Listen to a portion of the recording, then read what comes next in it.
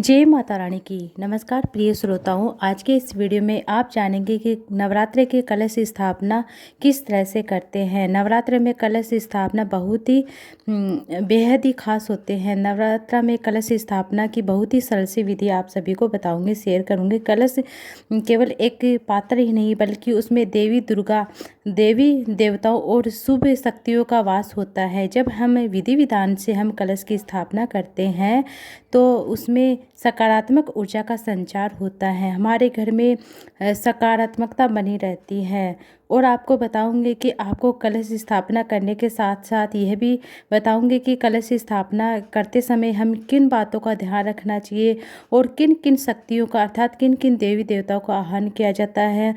हर दिन फिर नियम से कलश की स्थापना कैसे की जा सकती है, किन किन नियमों का हमें कलश स्थापना करते समय पालन करना चाहिए।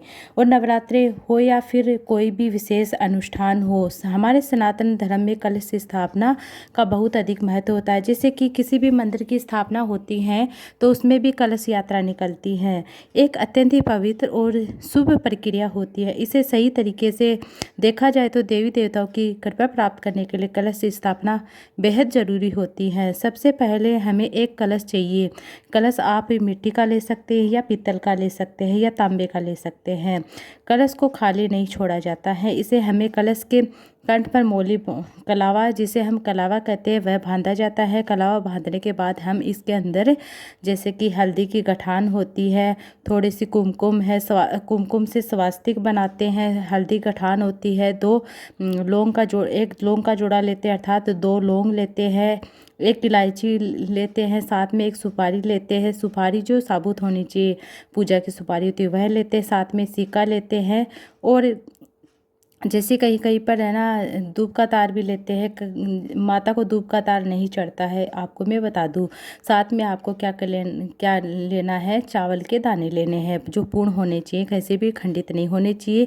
कलश में हम इसके बाद हम कलश को शुद्ध जल से कलश में डालेंगे, देवी देवता का आह्वान करेंगे। कलश के कंठ पर हम सबसे पहले कलावा बांधेंगे, फिर इन चीज़ों को डालकर हम सबसे पहले थोड़ा सा गंगा जल है, कोई भी पवित्र नदी का जल है तो वह डालेंगे। उसके बाद हम जो घर का जल होता है, शुद्ध जल होता है, रनिंग वाटर होता है, वह डालेंगे। गंगा जल के अलावा अन्य तीर्थों का जल भी आप डाल सकते हैं। कलश में जल भरने के बाद हम इसमें कुछ पवित्र सामग्री डाल देते हैं, जैसे हल्दी की गठाना मैंने बताई है, सुपारी है, लौंग का जोड़ा है, इलायची है, एक सिक्का है। अगर आपके पास चांदी का सिक्का है तो आपका चांदी का सिक्का भी डाल सकते हैं। अगर आपके पास कोई भी चांदी का सिक्का नहीं है तो कोई भी सिक्का डाल सकते हैं, जैसे कि 2 का सिक्का है, 5 का सिक्का, 10 का सिक्का, इस तरह से आप डाल सकते हैं। अब मैं आपको बताऊं कि जो कलश होता है उसके चारों तरफ आम के पत्ते हैं तो आम के पत्ते लगाए जाते हैं।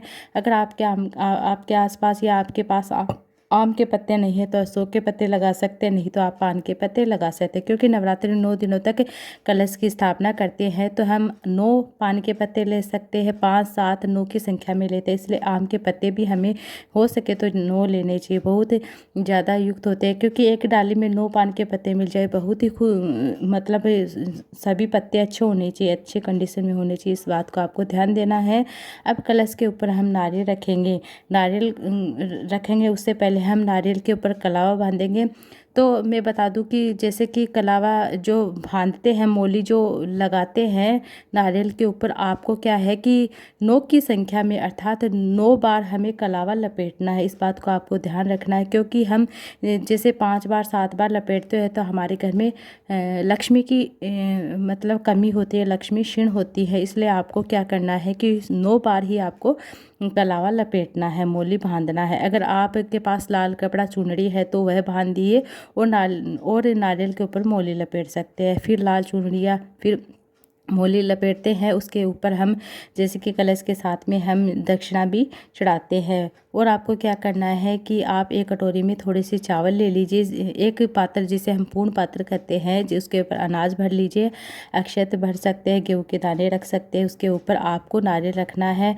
बहुत से लोग चौकी पर कलश ऐसे ही स्थापित कर देते हैं, मैं बताऊं कि आपको ऐसे स्थापित नहीं करना है। आपको या तो फूल या तो अक्षत मतलब या फूल का आसन दिया जाता है, अष्टदल कमल बना सकते हैं, या ऐसे भी चावल से हम जैसे कि चावल रखने के बाद हम चावल का आसन देते हैं। ध्यान रखिएगा कि टूटे हुए चावल आपको नहीं लेने हैं। पूजा के समय आपको कभी भी टूटे हुए चावल प्रयोग में नहीं लेना चाहिए। इस बात का आपको ध्यान रखना। अगर आपके आसपास कहीं पर भी कमल मिल जाए, कमल का फूल मिल जाए तो बहुत अच्छी बात है, नहीं तो आप कमल गट्टा भी चढ़ा सकते हैं माता को। आप कलश की स्थापना करें। ध्यान रखिएगा नारियल का जो मुख होता है वह पूजा करने वाले की ओर होना चाहिए। इस बात को आपको, जैसे नारियल के आँख होती है ना, वो आपकी ओर होना चाहिए। जैसे जो जूट वाला नारियल होता है, कहीं कहीं पर पूरा निकला हुआ रहता है, उस पर दिखती रहती है, और कहीं पर पूरा ढका रहता है जूट से। इस तरह से आपको ध्यान देना है कि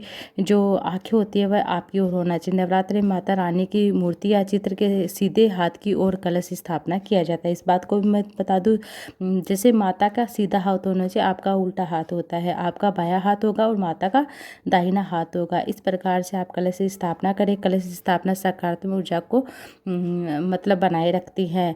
सकारात्मक ऊर्जा हमारे घर में आकर्षित होती है। पूजा भी सफल होती है। अब कलश की स्थापना हो जाती है। कलश की स्थापना भी हमें करनी है, शुभ मुहूर्त में करनी चाहिए। तो आप सुबह जैसे कि 6:15 से लेकर आप मतलब 12 बजे के बीच में आप कलश स्थापना कर सकते हैं। पंच तत्वों का वास होता है कलश के अंदर। जब हम कलश की स्थापना करते हैं तो इन शक्तियों का आह्वान करते हैं। सबसे पहले हम भगवान विष्णु, भगवान नारायण का, जिनकी कृपा से कलश में दिव्यता आती है। देवी लक्ष्मी को शुभता और समृद्धि, धन लक्ष्मी का प्रतीक माना जाता है। देवी दुर्गा, जिनकी शक्ति से घर में सुख शांति शक्तियों का वास होता है। फिर गंगा, यमुना, सरस्वती, नर्मदा, कावेरी, गोदावरी, कृष्णा नदी, इन नदियों का जल हम मतलब इसके अंदर डालते हैं तो उनका भी हम ऐसा जल का प्रतीक मानते हैं। यदि इन पवित्र नदी का जल हम, जैसे कि बात करें कि मानसिक रूप से हमें देखें कि पवित्र नदी का ध्यान करते हुए कलश की स्थापना करते, पूजा करते समय हम सभी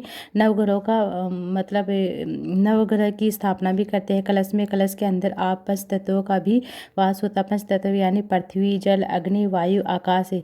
अब कलश की पूजा करते समय आपको इस मंत्रों को आपको हवन करना चाहिए, जैसे कि ओम गंगे चह यमुने चह गोदावरी चह सरस्वती नर्मदे सिंधे कावेरी जले है अस्मिन संदितम कुरु। इससे सभी पवित्र नदियों की ऊर्जा आपके कलश में समाहित हो जाती है। इस प्रकार कलश की स्थापना करने के बाद आपको हर दिन कलश की पूजा करनी चाहिए। कलश के जैसे तिलक लगाते हैं, अक्षत चढ़ाते हैं, फूल चढ़ाते हैं, कलश की पूजा करते हैं।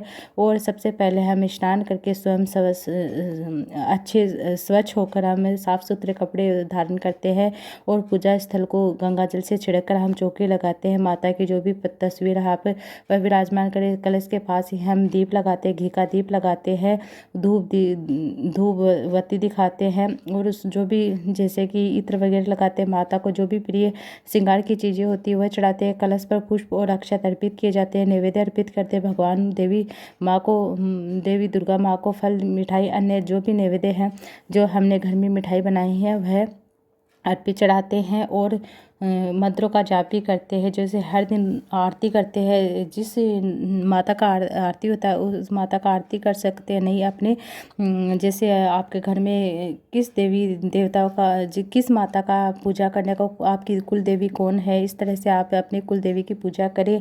और साथ में आप मंत्रों का जाप भी कर सकते हैं। ओम ऐं ह्रीं क्लीं चामुंडाय विजय मंत्र का जाप कर सकते हैं। कलश में भरे हुए जल को आपको हर दिन हटाना नहीं है, हिलाना ही नहीं कलश को, इसका बात का ध्यान रखना है। साथ में जवारे भी उगाते हैं। कलश एक बार स्थापित कर देते हैं तो आपको हिलाना नहीं है। फिर उसमें अष्टमी नवमी के दिन ही हम कलश विसर्जन करते हैं, तभी हटाना चाहिए। कलश स्थापना के नियम और सावधानियाँ ये थी। उम्मीद है आपको ये वीडियो अच्छा लगा तो वीडियो को लाइक ज़्यादा से ज़्यादा शेयर कीजिएगा। और मैं आपको अलग से वीडियो लेकर आऊँगी जिसमें संपूर्ण पूजा विधि के बारे में भी बताऊँगी।